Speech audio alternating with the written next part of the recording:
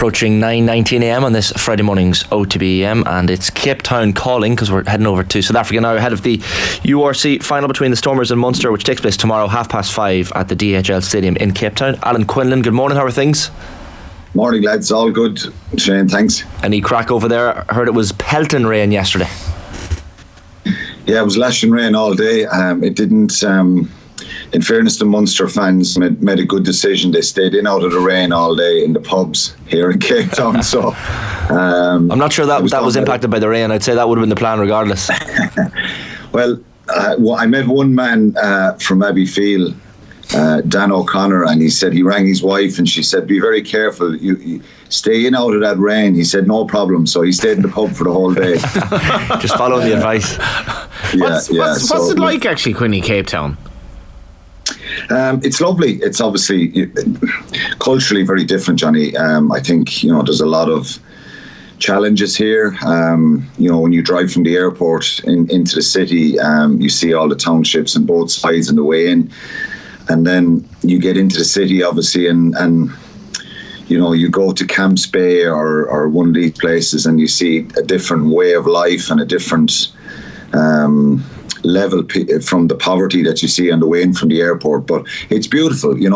Cape Town is a beautiful place. South Africa is a lovely place. I've been here many times, and well documented challenges here for them, and but it's a beautiful place to visit, and there's so many tourists come here for obvious reasons, go on safaris, all that stuff. But Cape Town is beautiful.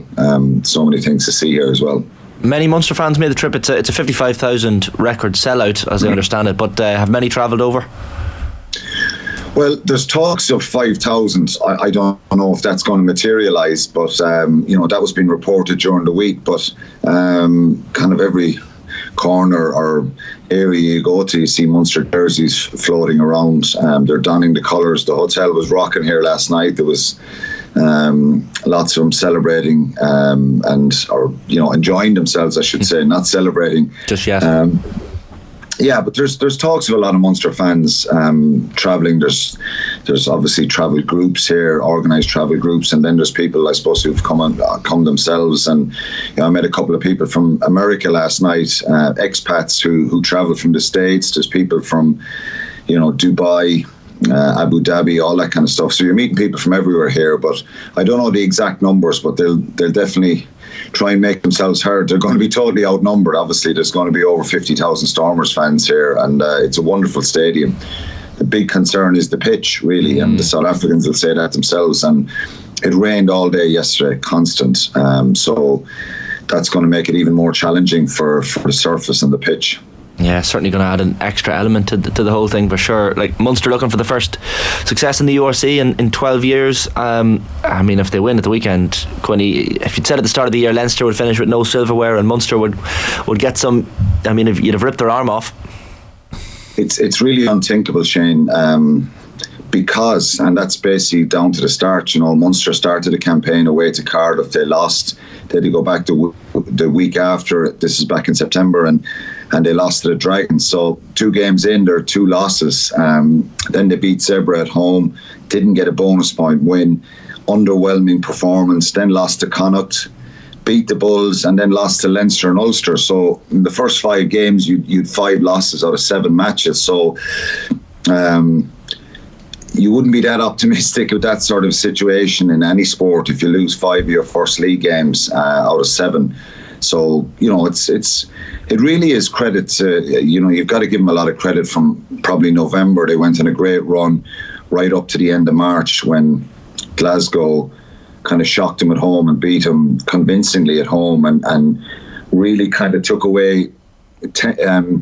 There was a possibility that they were going to take away a situation where they could make the playoffs.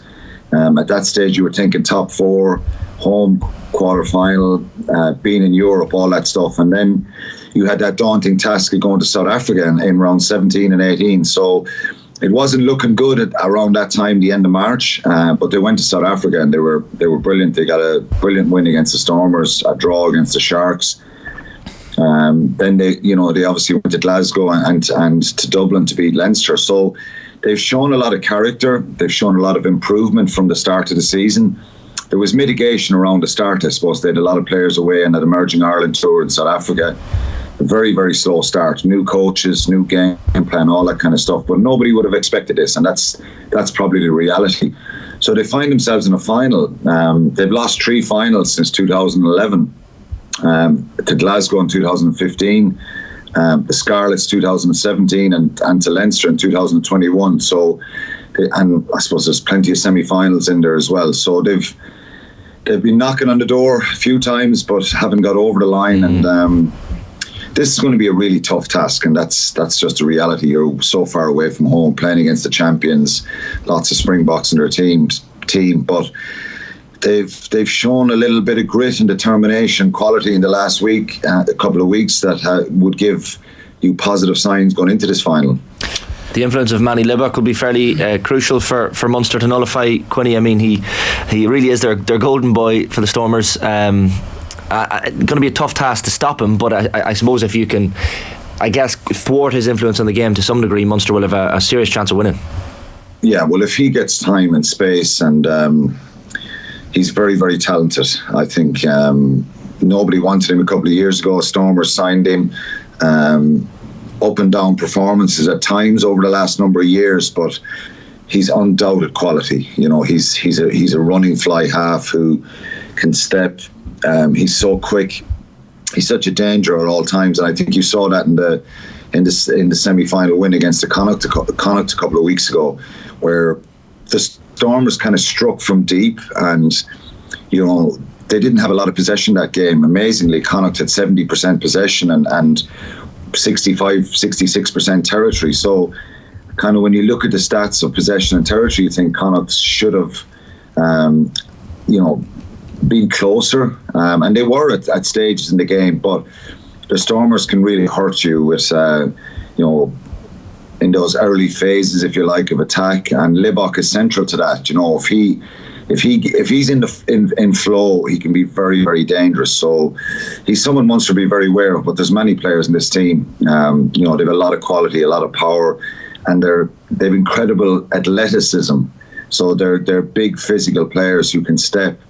But they're an ambitious team as well. The Stormers, they throw the ball around a little bit. So they're top quality side who, like any South African side, have that power and strength up front. So if Libbok gets good quality ball, he can really, really hurt you. I think he would have been disappointed a few weeks ago. He missed a couple of kicks in that game against Munster, which were crucial in the end. But if he gets time and space, he can really hurt teams.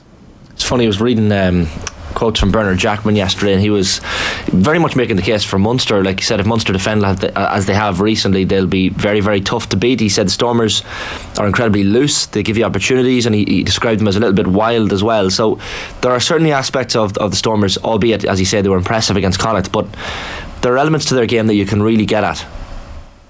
Yeah, well, look, and what Bernard is saying there is correct. I think if you lose those kind of collisions early on in the first couple of phases, well, they get in behind you, and then that athleticism and X factor can really tell, and they finish you off and score tries.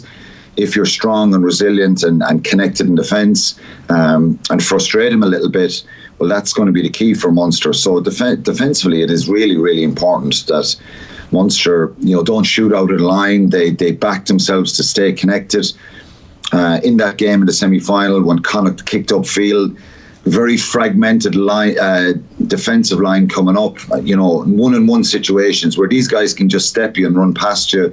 Damien Willems at a full back is, he'd rather run than kick, and he'll step you. So if they get through, then the reaction is very quick and their anticipation around that.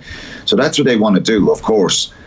So Munster have got to be disciplined and controlled in when they kick and where they kick. But I think the stats show that Munster are very much a possession-based team, and they've been pretty good, really good this season in their top number of rucks in the league. So they hold on to the ball for long periods. So they're going to, and they did that a couple of weeks ago.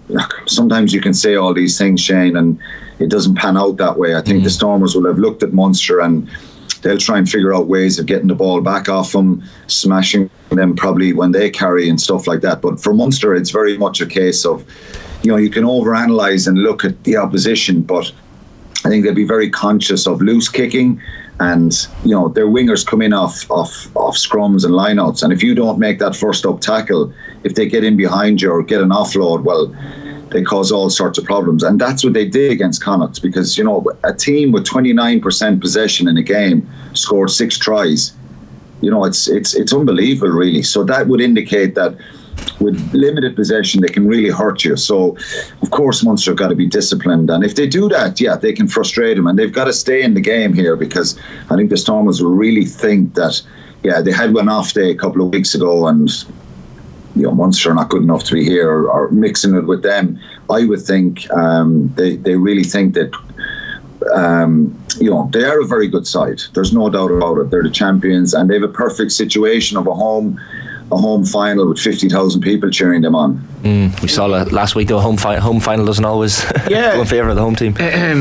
It's mad to think some of the tickets were less than €4, which wouldn't get you half a burger in the Aviva Stadium. Literally wouldn't get you half a burger, and you compare it. But just how big would it be for Munster's development if they were to win this, Quinny? It's pretty obvious, Johnny. It would be massive, given where they've been for the last number of years, and the frustration for Munster fans, and a couple of seasons where you think you're back on track and you're getting there, probably under Rassi Erasmus and Jack Nienenberg, getting to that final in 2017, getting to European Cup semi-final, albeit they got well beaten by Saracens in that semi-final in Europe that year. And well beaten in the final by the Scarlets. You kind of get a sense that they're on the right track, and that there's players coming through, and maybe a little bit adding a few players here and there along the way, and that you're going to stay at that level where you're going to be getting to at least semi-finals or playoffs and been in the knockout stages of Europe. So it's been topsy-turvy the last couple of years. Fair bit of frustration.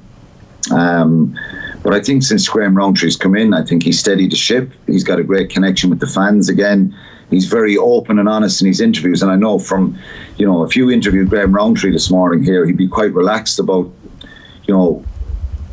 wouldn't be giving you coaches speak. He's very honest. And I think he comes out after games if they haven't played well, and he kind of takes ownership of that. And I like that about him. And but look, the fans and that whole connection isn't going to bring you success. You've got to bring quality through.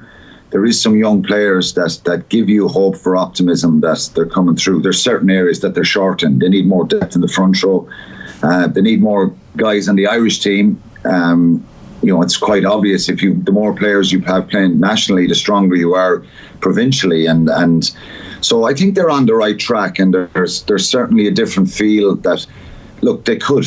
It's very easy. The Stormers could blow them away tomorrow. It's unlikely. I think Munster have a great chance, but they're that kind of a side that could suddenly kind of make all that optimism evaporate because they've such a balanced squad. They've way more depth. They've way more internationals, current internationals. So, but I think they're on the right track, Johnny. It's a really good question. I think a lot of Munster fans would ask that question if I meet them. You have young players that are coming through. Jack Crowley, John Hodnett, Alex Kendellen, these guys, Calvin Nash and Shane Daly have been really stepped up this year, shown their quality. Edwin Adogbo has come through this year. He's only 19. There's the 2 guys who are on the Munster under 20s, Ruan Quinn. So look, there is optimism, but there's more quality needed. And I think they're enjoying it. I think John Klein spoke this week that in his 7 years here, he thinks they're the tightest knit group, and he's really enjoyed it. So that stuff helps. You've got to add more quality. But winning a trophy tomorrow would give them a huge lift internally to say, well, look, this is the template. This is where we can get to. They've worked incredibly hard to kind of turn their season around from the start, and I give them, deserve massive credit for that. And nobody thought they were going to be in a final. So it would be unbelievable if they were to win it. It's going to be a mountain to climb from. But, I think they will believe, and they've shown us in recent weeks that they have a bit of steel about them. And that's what I like, and that's what the Munster faithful or supporters want. They want to see that passion, drive and determination. And they've been incredibly brave this year, the way they've played. So for Mike Prendergast to come in and do the job he's done, he's been brilliant. Dennis Leamy, Andy Kiriakou with the forwards. So they've made a great impact in this team.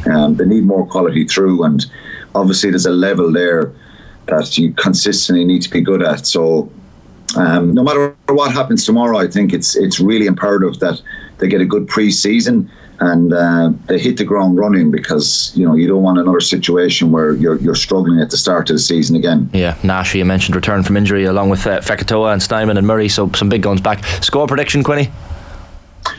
Oh, it's a tough one, Shane. I do. Yeah, I don't know. I can't give you a score prediction, but I think part of me really believes they have a great chance, and that they are going to. I just hope they bring their best performance. It still may not be good enough, and that they play and they show that bravery. I think it's really difficult, the run they've had, being away from home in South Africa for those 2 games, then going away to Glasgow, then going away to Dublin. They've got great results, and they've really turned what could have been a very disappointing end to the season into a massively positive one. I love the fact that John Klein said this week, this isn't bonus territory, we want to win. I always talk about that in the last few weeks. Bonus territory is kind of accepting, we've got here, sure, and it's okay if we lose. So I like that out of him. He's been brilliant from this season. So I don't know, I think Munster can do it for sure, but there's part of me thinking the Stormers are maybe just spoil the party a little bit for the Munster fans that have travelled. But either way, they've done brilliant to get to this position. Yeah, should be a cracking game regardless. Enjoy the match, Quinny. Thanks a million. Cheers, lads. Thanks. Great stuff. Alan Quinlan on the line there from Cape Town ahead of that game tomorrow, 5:30 at the DHL Stadium. Munster against Stormers in the URC.